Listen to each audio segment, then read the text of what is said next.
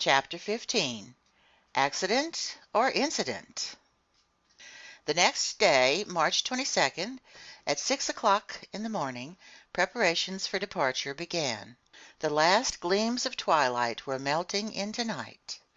The cold was brisk. The constellations were glittering with startling intensity. The wonderful Southern Cross, polar star of the Antarctic regions, twinkled at its zenith. The thermometer marked -12 degrees centigrade, and a fresh breeze left a sharp nip in the air. Ice floes were increasing over the open water. The sea was starting to congeal everywhere. Numerous blackish patches were spreading over its surface, announcing the imminent formation of fresh ice. Obviously, this southernmost basin froze over during its 6-month winter and became utterly inaccessible. What happened to the whales during this period? No doubt they went beneath the ice bank to find more feasible seas. As for seals and walruses, they were accustomed to living in the harshest climates and stayed on in these icy waterways. These animals know by instinct how to gouge holes in the ice fields and keep them continually open. They go to these holes to breathe. Once the birds have migrated northward to escape the cold, these marine mammals remain as sole lords of the polar continent. Meanwhile, the ballast tanks filled with water and the Nautilus sank slowly. At a depth of 1,000 feet, it stopped. Its propeller churned the waves and it headed due north at a speed of 15 miles per hour. Near the afternoon, it was already cruising under the immense frozen carapace of the ice bank. As a precaution, the panels in the lounge stayed closed, because the Nautilus's hull could run afoul of some submerged block of ice. So I spent the day putting my notes into final form. My mind was completely wrapped up in my memories of the pole. We had reached that inaccessible spot without facing exhaustion or danger, as if our seagoing passenger carriage had glided there on railroad tracks. And now we had actually started our return journey. Did it still have comparable surprises in store for me? I felt sure it did, so inexhaustible is this series of underwater wonders. As it was, in the 5½ months since fate had brought us on board, we had cleared 14,000 leagues, and over this track longer than the earth's equator, so many fascinating or frightening incidents had beguiled our voyage. That hunting trip in the Crespo forests, our running aground in the Torres Strait, the coral cemetery, the pearl fisheries of Ceylon, the Arabic Tunnel, the fires of Santorini, those millions in the Bay of Vigo, Atlantis, the South Pole. During the night, all these memories crossed over from one dream to the next, not giving my brain a moment's rest. At 3 o'clock in the morning, I was awakened by a violent collision. I sat up in bed, listening in the darkness, and then was suddenly hurled into the middle of my stateroom. Apparently the Nautilus had gone aground, then heeled over sharply. Leaning against the walls, I dragged myself down the gangways to the lounge, whose ceiling lights were on. The furniture had been knocked over. Fortunately, the glass cases were solidly secured at the base and had stood fast. Since we were no longer vertical, the starboard pictures were glued to the tapestries, while those to port had their lower edges hanging a foot away from the wall. So the Nautilus was lying on its starboard side, completely stationary to boot. In its interior I heard the sound of footsteps and muffled voices, but Captain Nemo didn't appear. Just as I was about to leave the lounge, Ned Land and Conseil entered. "What happened?" I instantly said to them. "I came to ask master that," Conseil replied. "Damnation!" the Canadian exclaimed. "I know full well what happened. The Nautilus has gone aground, and judging from the way it's listing, I don't think it'll pull through like that first time in the Torres Strait." "But," I asked, "are we at least back on the surface of the sea?" "We have no idea," Conseil replied. "It's easy to find out," I answered. I consulted the pressure gauge. Much to my surprise, it indicated a depth of 360 meters. "What's the meaning of this?" I exclaimed. "We must confer with Captain Nemo," Conseil said. But where do we find him? Ned Land asked. Follow me, I told my two companions. We left the lounge. Nobody in the library. Nobody by the central companionway or the crew's quarters. I assumed that Captain Nemo was stationed in the pilot house. Best to wait. The three of us returned to the lounge. I'll skip over the Canadian's complaints. He had good grounds for an outburst. I didn't answer him back, letting him blow off all the steam he wanted. We had been left to ourselves for 20 minutes, trying to detect the tiniest noises inside the Nautilus when Captain Nemo entered. He didn't seem to see us. His facial features, usually so emotionless, revealed a certain uneasiness. He studied the compass and pressure gauge in silence, then went and put his finger on the world map at a spot in the sector depicting the southernmost seas. I hesitated to interrupt him, but some moments later, when he turned to me, I threw back at him a phrase he had used in the Torres Strait. "An incident, Captain?" "No, sir," he replied. "This time an accident." "Serious?" "Perhaps." "Is there any immediate danger?" "No." "Has the Nautilus run aground?" "Yes." "And this accident came about?" "Through nature's unpredictability, not man's incapacity.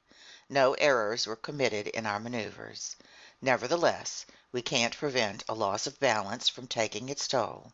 One may defy human laws, but no one can withstand the laws of nature." Captain Nemo had picked an odd time to philosophize. All in all, this reply told me nothing. "May I learn, sir," I asked him, "what caused this accident?" "An enormous block of ice, an entire mountain, has toppled over," he answered me. "When an iceberg is eroded at the base by warmer waters or by repeated collisions, its center of gravity rises. Then it somersaults. It turns completely upside down. That's what happened here. When it overturned, one of these blocks hit the Nautilus as it was cruising under the waters. Sliding under our hull, this block then raised us with irresistible power, lifting us into less congested strata, where we now lie on our side." "But can't we float the Nautilus clear by emptying its ballast tanks to regain our balance?" "That, sir, is being done right now. You can hear the pumps working. Look at the needle on the pressure gauge. It indicates that the Nautilus is rising.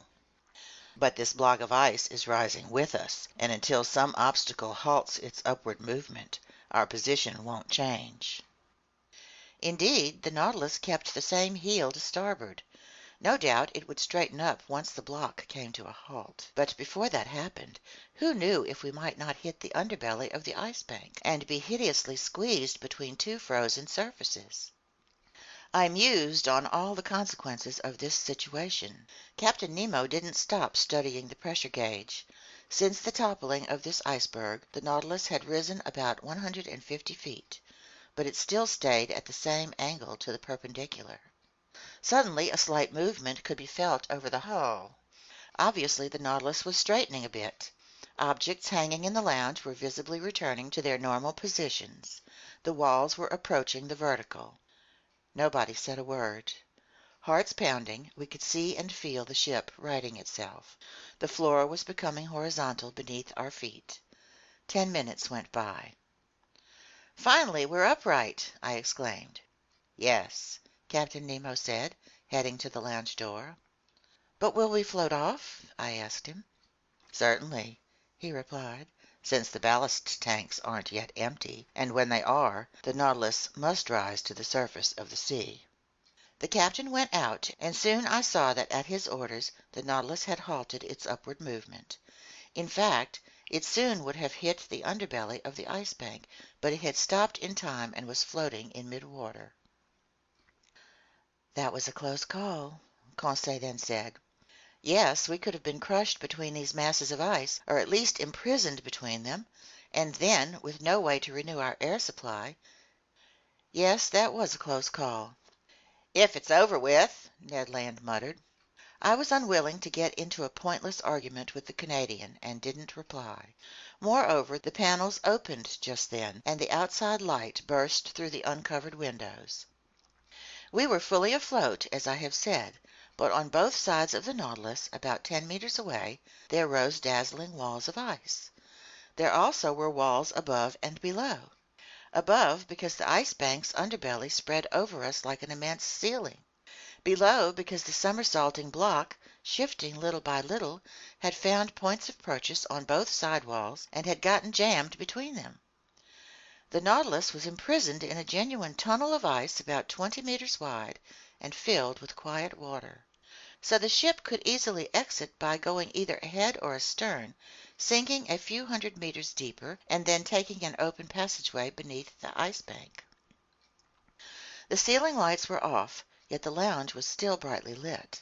This was due to the reflecting power of the walls of ice, which threw the beams of our beacon right back at us. Words can't describe the effects produced by our galvanic rays on these huge, whimsically sculpted blocks, whose every angle, ridge, and facet gave off a different glow depending on the nature of the veins running inside the ice. It was a dazzling mine of gems, in particular sapphires and emeralds, whose jets of blue and green crisscrossed.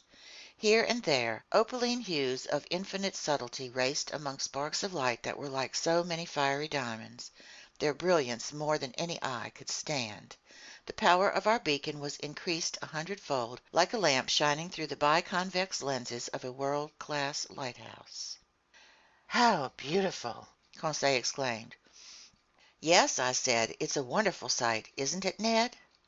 "Oh, damnation, yes," Ned Land shot back. "It's superb. I'm furious that I have to admit it. Nobody has ever seen the like. But this sight could cost us dearly, and in all honesty I think we're looking at things God never intended for human eyes." Ned Land was right. It was too beautiful. All at once a yell from Conseil made me turn around. "What is it?" I asked. "Master must close his eyes. Master mustn't look." With that, Conseil clapped his hands over his eyes. "But what's wrong, my boy?" "I've been dazzled, struck blind." Involuntarily my eyes flew to the window, but I couldn't stand the fire devouring it. I realized what had happened. The Nautilus had just started off at great speed. All the tranquil glimmers of the ice walls had then changed into blazing streaks. The sparkles from these myriads of diamonds were merging with each other. Swept along by its propeller, the Nautilus was traveling through a sheath of flashing light. Then the panels in the lounge closed. We kept our hands over our eyes, which were utterly saturated with those concentric gleams that swirl before the retina when sunlight strikes too intensely. It took some time to calm our troubled vision. Finally we lowered our hands. "Ye gods, I never would have believed it," Conseil said. "And I still don't believe it," the Canadian shot back. "When we return to shore, jaded from all these natural wonders," Conseil added, "think how we'll look down on those pitiful land masses, those puny works of man. No, the civilized world won't be good enough for us." Such words from the lips of this emotionless Flemish boy showed that our enthusiasm was near the boiling point. But the Canadian didn't fail to throw his dram of cold water over us. "The civilized world," he said, shaking his head. "Don't worry, Conseil, my friend. We're never going back to that world." By this point it was 5 o'clock in the morning. Just then there was a collision in the Nautilus's bow. I realized that its spur had just bumped a block of ice. It must have been a faulty maneuver because this underwater tunnel was obstructed by such blocks and didn't make for easy navigating. So I had assumed that Captain Nemo, in adjusting his course, would go around each obstacle or would hug the walls and follow the windings of the tunnel. In either case, our forward motion wouldn't receive an absolute check. Nevertheless, contrary to my expectations, the Nautilus definitely began to move backward. "We're going astern," Conseil said. "Yes," I replied. "Apparently the tunnel has no way out at this end." "And so?" "So," I said, "our maneuvers are quite simple. We'll return in our tracks and go out the southern opening. That's all." As I spoke, I tried to sound more confident than I really felt. Meanwhile, the Nautilus accelerated its backward movement, and running with propeller in reverse, it swept us along at great speed.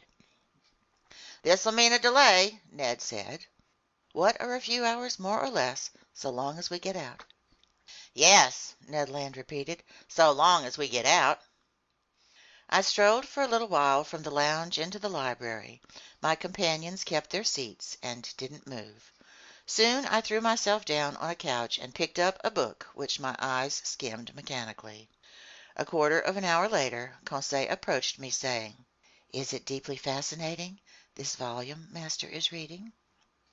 "Tremendously fascinating," I replied. "I believe it. Master is reading his own book." "My own book?" Indeed, my hands were holding my own book on the great ocean depths. I hadn't even suspected. I closed the book and resumed my strolling. Ned and Conseil stood up to leave. "Stay here, my friends," I said, stopping them. "Let's stay together until we're out of this blind alley." "As master wishes," Conseil replied. The hours passed. I often studied the instruments hanging on the lounge wall. The pressure gauge indicated that the Nautilus stayed at a constant depth of 300 meters, the compass that it kept heading south, the log that it was traveling at a speed of 20 miles per hour, an excessive speed in such a cramped area. But Captain Nemo knew that by this point there was no such thing as going too fast, since minutes were now worth centuries. At 8:25 a second collision took place, this time astern. I grew pale. My companions came over. I clutched Conseil's hand. Our eyes questioned each other, and more directly than if our thoughts had been translated into words. Just then the captain entered the lounge. I went to him. "Our path is barred to the south?" I asked him. "Yes, sir. When it overturned, that iceberg closed off every exit." "We're boxed in?" "Yes." End of Part 2, Chapter 15.